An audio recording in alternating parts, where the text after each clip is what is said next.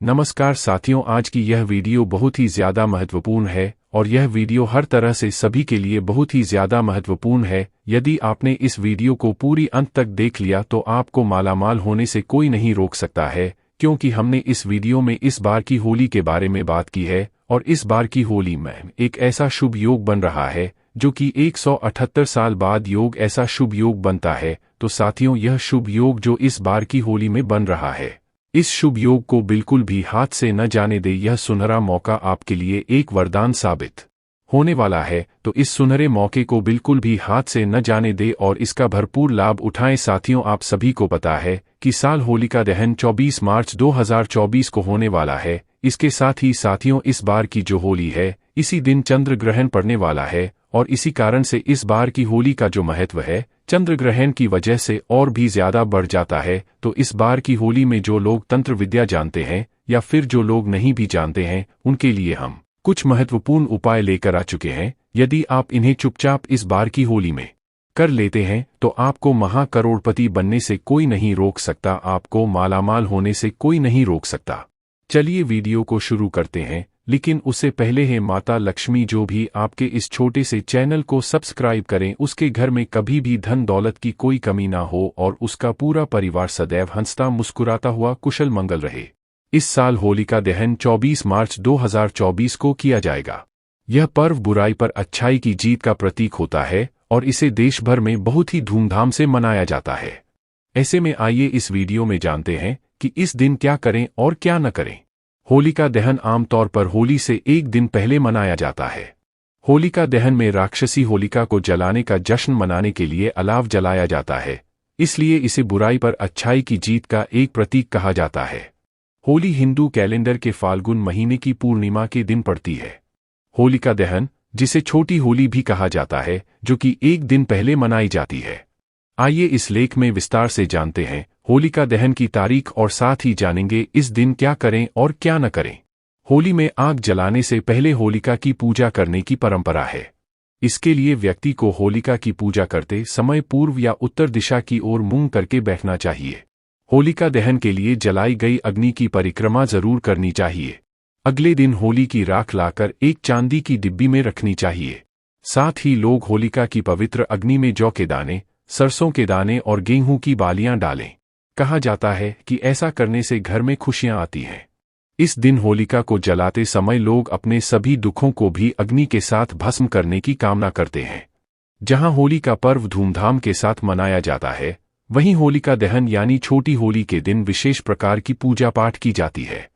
पंचांग के अनुसार इस साल होलिका दहन 24 मार्च 2024 रविवार के दिन किया जाएगा। होलिका दहन के कुछ नियम होते हैं जिनका पालन करना बेहद जरूरी होता है।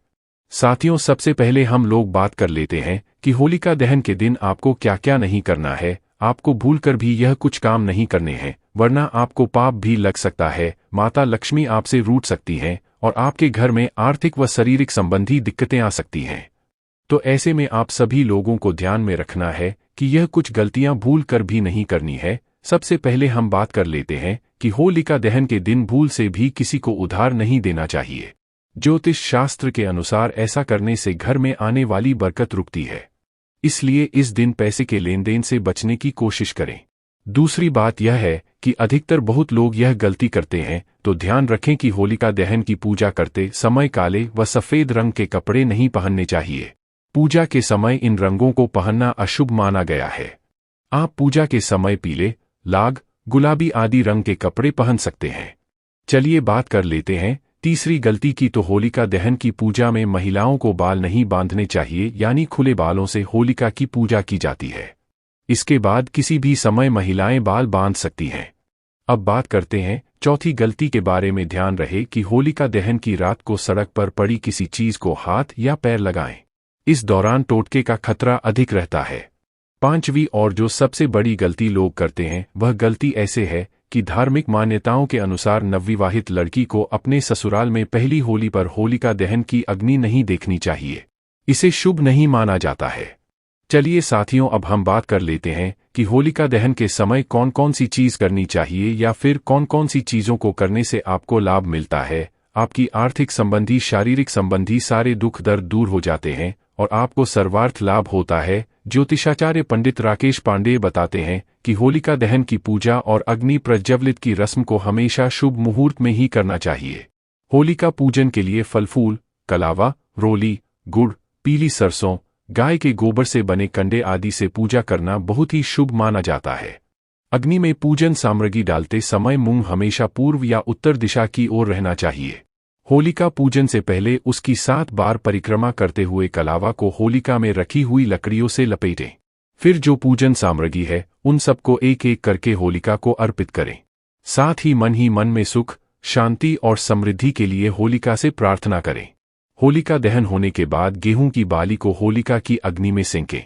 धार्मिक मान्यता के अनुसार होलिका दहन की राख और गेहूं की बाली को सेंककर घर में रखने से घर में सकारात्मक ऊर्जा बनी रहती है और नकारात्मक ऊर्जा का नाश होता है। चलिए बात कर लेते हैं कि आपको होली के दहन के समय क्या क्या जरूर कर लेना चाहिए जिससे कि आपको सर्वार्थ लाभ हो। पहली बात है कि होलिका दहन से पहले सुबह के समय होलिका का पूजन करने का विधान है और यह पूजा हमेशा शुभ मुहूर्त में ही करनी चाहिए। दूसरी बात, फाल्गुन माह की पूर्णिमा तिथि के दिन होलिका दहन का त्योहार मनाया जाता है और इस दिन व्रत या उपवास रखने की भी परंपरा है, इसलिए इस दिन आप व्रत रख सकते हैं। तीसरी बात, ज्योतिष शास्त्र के अनुसार अगर आप अपने घर में सुख समृद्धि और शांति चाहते हैं तो होलिका दहन के दिन घर की उत्तर दिशा में घी का दीपक जलाएं। ऐसा करना बहुत शुभ माना जाता है। चौथी बात, होलिका दहन की सुबह होलिका की पूजा में सरसों, तिल, 11 गोबर के उपले, अक्षत, चीनी और गेहूं के दाने व गेहूं की 7 बालियों का उपयोग किया जाता है।